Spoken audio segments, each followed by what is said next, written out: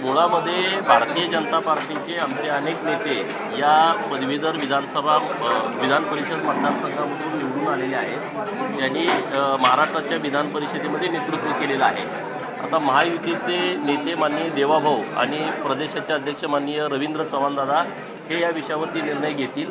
परंतु भारतीय जनता पार्टी म्हणून पदवीधर मतदारसंघ पुणे आणि शिक्षक मतदारसंघ पुणे या मतदारसंघामध्ये मतदार नोंदणी करण्याच्या संदर्भामध्ये आमच्या प्रमुख कार्यकर्त्यांची बैठक आज मुंबईमध्ये होती आणि तशा पद्धतीच्या सूचना माननीय अध्यक्ष महोदयांनी माननीय चंद्रकांत दादांनी दोघांनी दिलेल्या आहेत। शिक्षक मतदारसंघातून शिवसेनेला नाही, हा काय माझा विषय नाही। हे आमचे वरिष्ठ नेते माहितीचे नेते ठरवतील। माननीय देवाभाऊ या विषयामध्ये बोलतील अधिकृतपणे। आमचं काम कार्यकर्ता म्हणून मतदार नोंदणी करणं, आमच्या कार्यकर्त्यांना या सगळ्या बाबतीमध्ये सजग करणं ही आमची जबाबदारी आहे। त्यानंतर एक प्रमुख प्रश्न पश्चिम महाराष्ट्रामधून चर्चेला आलेला आहे तो म्हणजे दूध भेसळावरती कारवाई झाल्यानंतर एफडीएने जवळपास 20 ते 25% दूध संकलनात घट झाल्याचा दावा स्वतः एफडीए मिनिस्टर धनंजय झिरवळ यांनी केलेला होता। सगळ्यात मोठा वाटा हा दूध संकलनामध्ये पश्चिम महाराष्ट्रातून असतो। हा एकंदरीत तुमची भूमिका असेल? विधानसभेमध्ये तारांकित प्रश्नावरती चर्चा झाली। त्या प्रश्नामध्ये मीच हा विषय मांडला होता की महाराष्ट्रामध्ये बहुतांश पश्चिम महाराष्ट्रामध्ये दूध संघांची संख्या जास्त आहे। त्यामध्ये दूध किती घटलं आहे त्याचं रेकॉर्ड सरकारने तपासावं आणि त्याला उत्तर देताना माननीय नरहरी झिरवळ साहेबांनी सांगितलं की 25% घट झालेली आहे। आता 25% जर घट झाली असेल ही बाब अतिशय गंभीर आहे, कारण 25% दूध कुठून आलं याचा शोध या खात्याने लावण्याची आवश्यकता आहे। आणि म्हणून आपल्या माध्यमातून माझं हेच म्हणणं आहे की पश्चिम महाराष्ट्रातल्या सर्व दूध संघ किंवा अन्य मराठवाड्यातले काही असतील त्यामध्ये तर त्या सर्व दूध संघाचं रेकॉर्ड या कारवाई होण्यापूर्वीचं तपासावं। दुधामध्ये किती घट झालेली आहे किंवा त्यांची अकाउंट तपासावीत आणि त्यामध्ये जेवढी घट झालेली आहे त्याचं कारण त्यांच्याकडून घ्यावं आणि त्या दूध संघाच्या मालकावरती गुन्हा दाखल करावा। नंबर 1।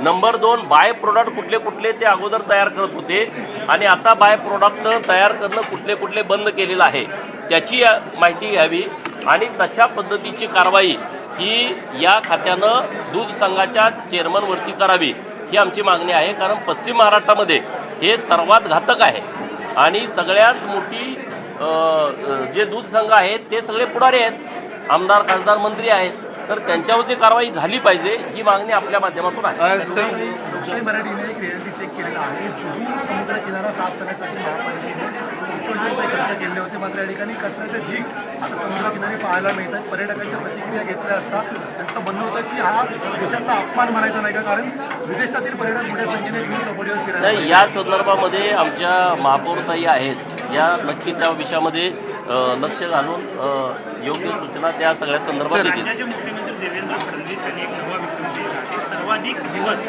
काम करण्यासाठी पद विजयण्याचा विक्रम त्यांच्याकडे आलेला आहे। तिसऱ्या क्रमांकावर शरद पवार होते, त्यांना तिसऱ्या क्रमांकावर माननीय मुख्यमंत्री महोदयांचं मी विशेष अभिनंदन करतो आणि त्यांना शुभेच्छा ह्याच देतो की 1 नंबरवरती त्यांनी यावं।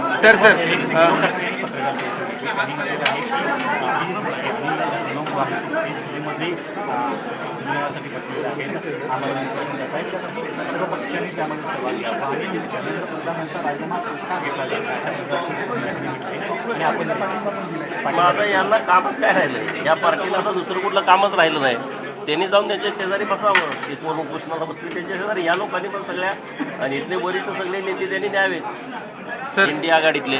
नुकतेच आमिर खानने तिसरं लग्न केलेलं आहे। मंत्री नितेश राणे असं देखील म्हणतात की त्यांना लव्ह जिहादचा ब्रँड अँबॅसेडर करण्यात आला। बरोबर आहे, 3 लग्न होत आहेत, त्या पण ते हिंदू महिलांच्या सोबतच होत आहेत। म्हणजे काय आहे, हा कुठल्या षडयंत्राचा भाग आहे का?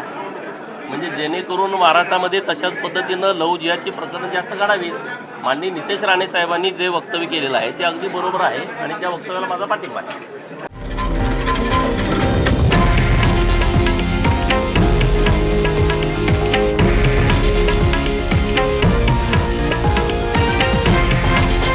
हे आहे देशातील नंबर 1 न्यूज नेटवर्क आणि आपण पाहत आहात TV9 मराठी, एकमेव।